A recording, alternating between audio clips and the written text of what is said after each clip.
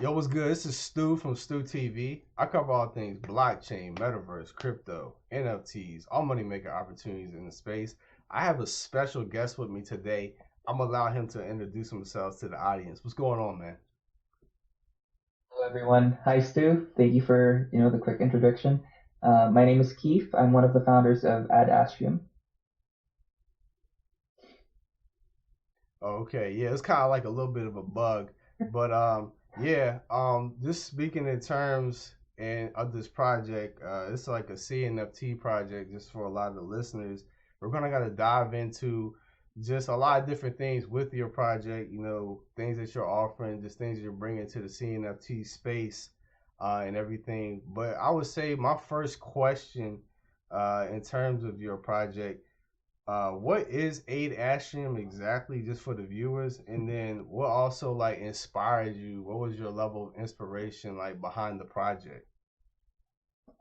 Well, it's a tricky question how to define the project itself, because we can identify it as its long-term vision, as its end goal, which is to become our dream is for it to become a socially voted platform for star ownership. Sort of, we hope to be able to grow it large enough that we have a community that's large enough to support it and who believes in it.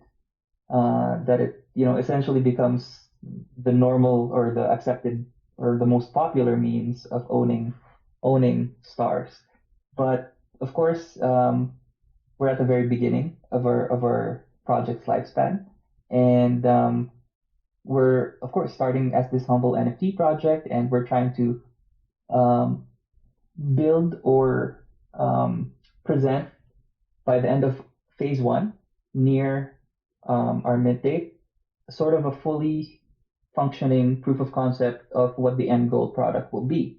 So um, it all revolves around the NFTs, the star NFTs, or the main. Let's start with the main collection. Our main collection is the Astrid stars.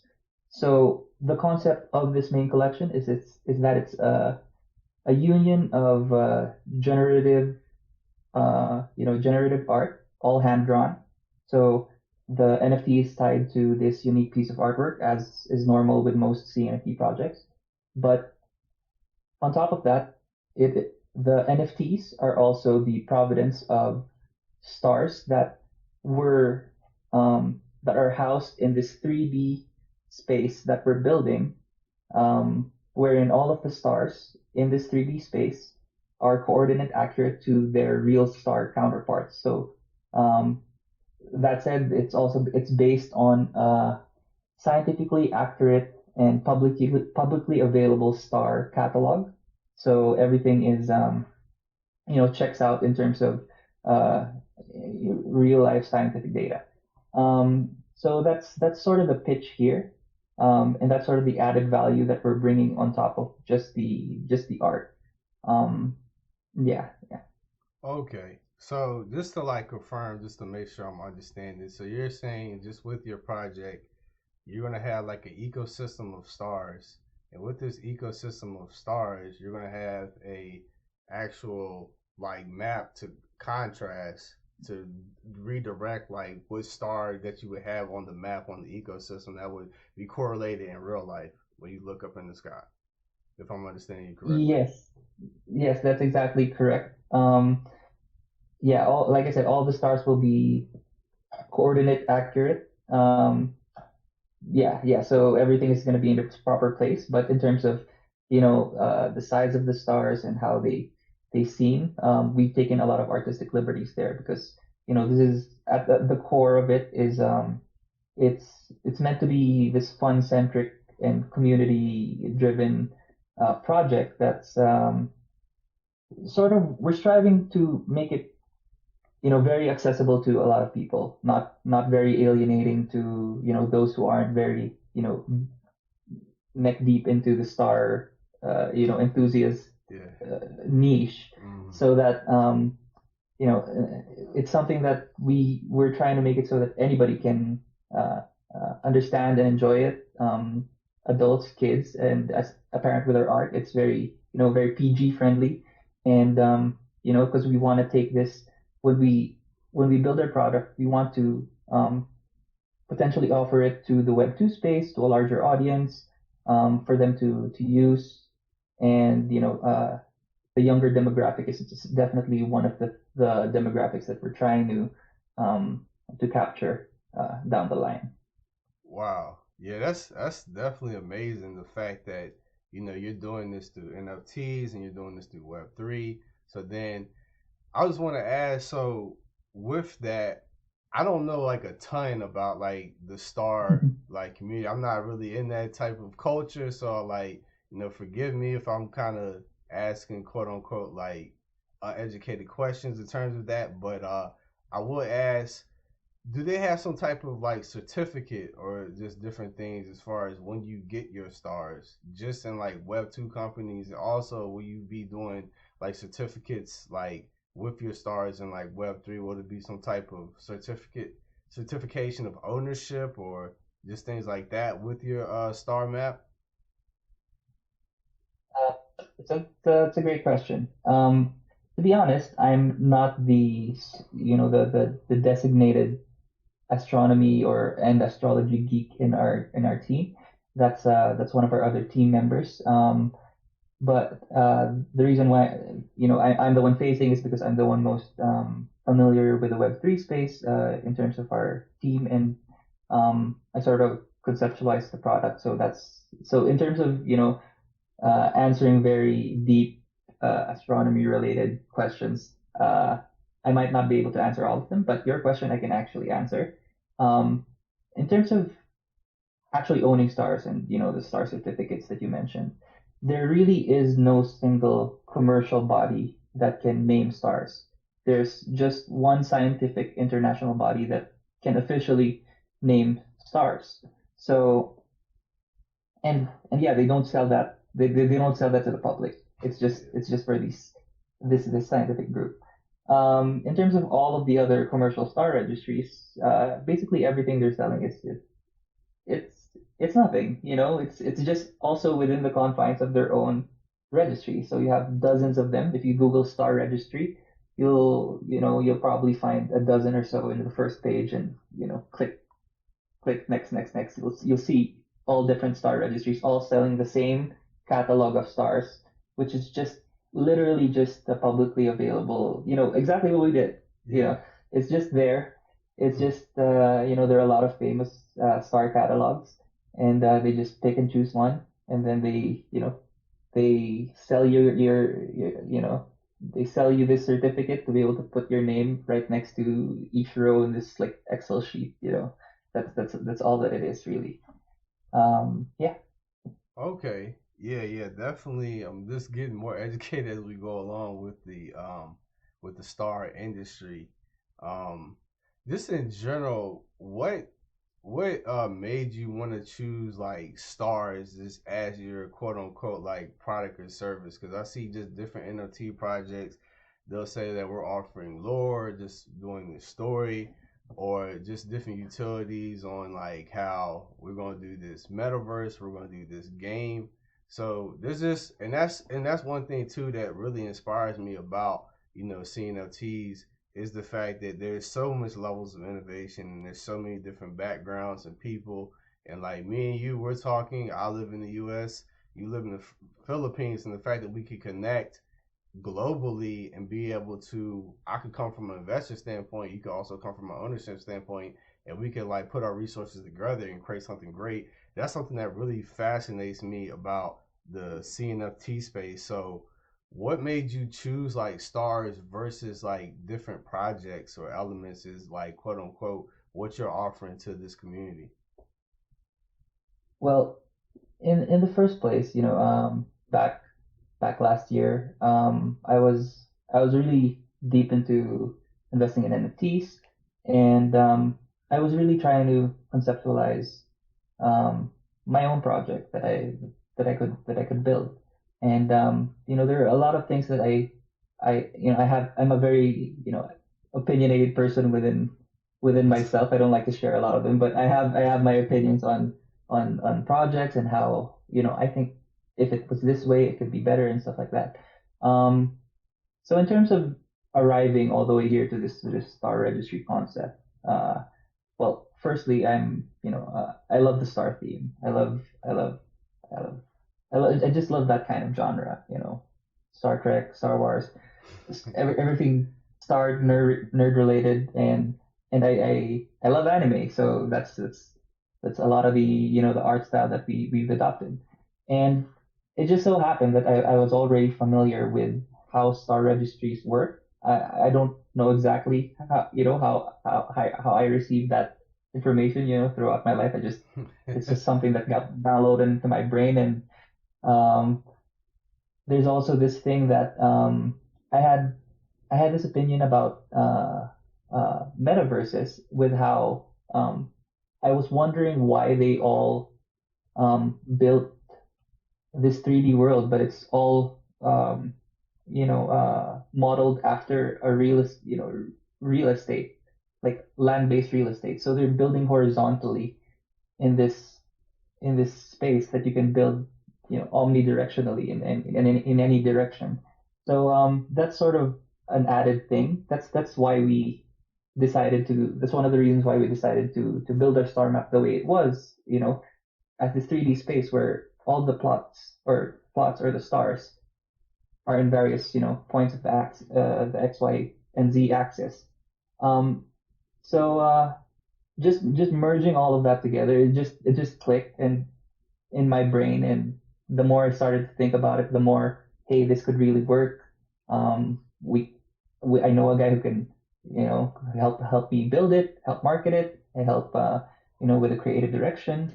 Um, we have connections with the artist, and it just sort of happened, and the more we built it, the more into it we became. Okay, wow. Yeah, it's definitely innovative and just inspiring to hear. I know you kind of touched on that towards the last part of what you were saying, but if you could touch on that more in terms of like, can you talk about your team and like, as far as what level, as far as how long you've been in the CNFT space, just in terms of that, and then also, do you have prior like experience as far as in business or just in other industries? I know you kind of touched on that too as well, as far as just talk about your team and then just your experience in the CNFTs, just for the viewers. All right, sure, sure. So personally, I come from marketing and real estate background. I The company that I worked with the longest was is one of the leading residential and commercial real estate firms, but also business consultancy and solutions firms for that largely catered to foreign businesses. So yeah, my a lot of my clients were American back in the day. So it it's just a tangent that has no no connection to this, but yeah, so that's my background, and my co-founder, he's just this talented digital advertising guy. At like 23, he was a creative director for one of the the top local digital advertising companies here, and now he works for a California-based brand agency. I think it was called 500 Brands or something. I can't recall the name, but from all the way over here, he sort of oversees a bunch of digital advertisers who are based in California. So that's yeah, that's my co-founder, and um, our tech team is actually this blockchain and software development firm uh, based here in the Philippines, and when we pitched them the entire concept with the star map, they actually quoted us something like just something that we can't afford, basically like 30,000 US dollars or something like that. Wow. But they liked the project so much that they agreed to do a profit sharing with us. So we have a 10-year contract with them, and Wow. they're going to be with us, for the long haul. And our artist is actually the classmate of my cousin who I'm really close with. So it was just really easy to get him on board. And yeah, he's just this really talented guy who's quite undervalued or underutilized, I would say, because in terms of the quality of his art, he's just right now he's just living off of commissions for like 20 bucks, an hour, which is not a lot, but yeah, hopefully this could be like a big break for him and everyone in the team as well. So those are the four main people working on the team, and the rest we have a bunch of other people, helping out in little ways. Yeah. Oh wow. Yeah, y'all had definitely have like a lot of experience in terms of just the real estate background and them him getting into digital advertising and like for me that's something that I look for in project founders as far as what is your level of experience in business, have you ran a business before, just because even that fundamental question in my opinion, in my humble opinion, I feel like that matters just because I see a lot of different projects that I'm in and necessarily they might do season two, three, four, five, six of their collections just based on they might not know how to budget money correctly and they don't have accounted or just proper things on staff. So the fact that y'all have like all this experience that y'all gonna be bringing, just in the from your web two, just prior to different businesses and things like that, and y'all bringing that over to web three, I feel like just as an investor, that definitely makes me a lot more confident in your project just because like you have a lot of experience, like you know what to do as far as just coming over here. You just have to learn just different tweaks and different things. um, but yeah, that's definitely cool. As far as I guess like when it comes to like the long term, because those are the projects that I really want to like get behind as projects. You speak in terms of long term and your vision. Um, do you have like what is like your scenario as far as seeing yourself like, and you can answer this in any time frame that you want, as far as 1, 2, 3, 4, 5 years out, where do you see this project as far as like in the future in your perfect world, I guess what I'm asking. The perfect world. Well, uh, actually, the answer to that question we've already sort of laid down in our white paper available in our website. But yeah, for the viewers and to answer your question, um, so by phase one, we hopefully, if everything goes well in terms of our tech team, with the building of the star map and the star registry and all of that, hopefully we'll have this sort of bare bones product by the end of phase one, which is which sort of coincides with our mint date. Now, the perfect world scenario is that we finish this entire proof of concept platform. It's not going to be the prettiest, but it's a fully functioning uh, everything that we're saying. All the functionality, star renaming, etc.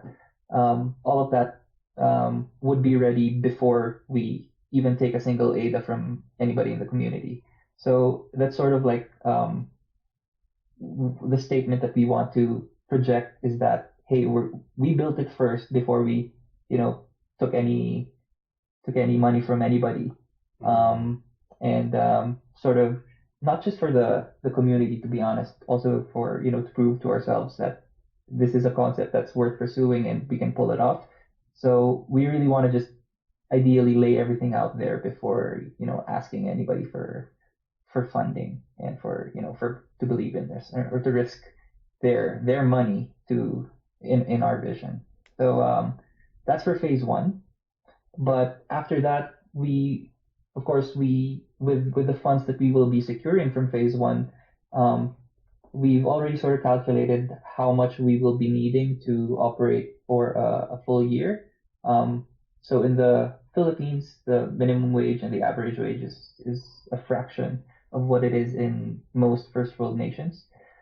So like the average wage here is like $1,000 per month, which is the average, and that's very skewed. It's not even it's that, yeah, it's the average, but the minimum wage is much much much lower. So That said, I think we have a much, we can do so much more with given the equal amount of funding, and it can take us so much farther, I think, um, just in terms of salary and stuff like that. So we plan to, um, by, in the span of 1 year with the funds that we secure, hopefully by one or two mints, to finish the entire, or improve the base that we build on phase one up to a point that it's ready to be marketed to the Web2 space. That's sort of the dream here. The main, that's where the product really starts, is when we were able uh, to sell it to, the greater outside market and extract funds from there and start diverting it into to our core community, to our holders.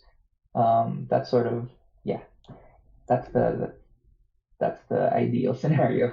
Wow. Yeah, yeah, definitely something that you said in terms of like just as far as the wage salary, as far as where you're living in the Philippines and then versus me in America, you could take that extra money and put it towards the project because you already got expenses paid. Now I feel like that's a advantage to be able to just tap in from a global market standpoint and still extract that money. So I feel like you know that's just a concept that I take for granted just because I live here in America and like I don't really think about you know, just different countries and different aspects as far as that. Um, I know this. I know as far as like I did want to ask, just in terms of like, your background and just things as far as you growing up in the Philippines. Just because I love to hear about different cultures and everything like that. As far as like your experience, like your background experiences growing up in the area that you did. Just because like that also inspires me in terms of getting to know like project founders and like where they came from as far as like different life experiences and everything. So can you just talk a little bit about just your experiences growing up and everything? It's completely non CNFT related, just my life. Yeah. I'm 30 now, and I have a 7-year-old kid. Yeah, I met my wife when I was in the third grade. Oh wow. I don't know what's interesting to you guys, to you. What do you want to hear exactly? I don't know. I was a simple guy. A nerd at heart. Loved anime since I was a kid. You know, uh, I don't know Yeah. what you want me to say, Yeah. but yeah, just normal guy. Yeah. I would say. Yeah, fair enough, man. Fair enough. Yeah, but yeah, also just one of my backtrack questions. I know I'm kind of throwing like a lot at you, but far as my No worries. backtrack question, what's your like as far as like how long have you been into like CNFTs? And Mm. as far as like what was some of your first projects that you got into? As far as that. Oh, so my first my first experience in the CNFT space was a pretty rocky one, I would say, because I got in right after Claynation minted, so I completely missed that boat, and at the time it was like a few hundred ADA, like, and I was like, no way I can afford this, because two ADA was 2.5, Wow. back then, and yeah, so I just skipped it. I think my first one was this Crypto Dino, I think the name was, and then which I don't know what they're doing anymore. And the next one was this Tiger Society, if you're familiar with it. Yeah. Hmm. Yeah, let's see. Yeah, so yeah, those were my first very first mints, and I sort of got the first real lucky one that I got was with the Yummy Universe. So I minted like three of them, and I stuck with their community for a long time, and I grew my Yummy bag, so to speak, and yeah, that's pretty much what saved my entire portfolio from when I entered the crypto space at 2.5 ADA. Yeah. Wow. Yeah, it's a lot of great projects that I'm in. I know Yummy Universe is one project that I'm not really in. I'm in like Clay Nation. I know I'm part of like the Jelly Cube, so I've seen you in there. As far as shout out to the Block, I know I've learned a lot from him just in the CNFT space. So I actually had the privilege to actually meet him, and that was a pretty dope experience. Just I saw the from photo.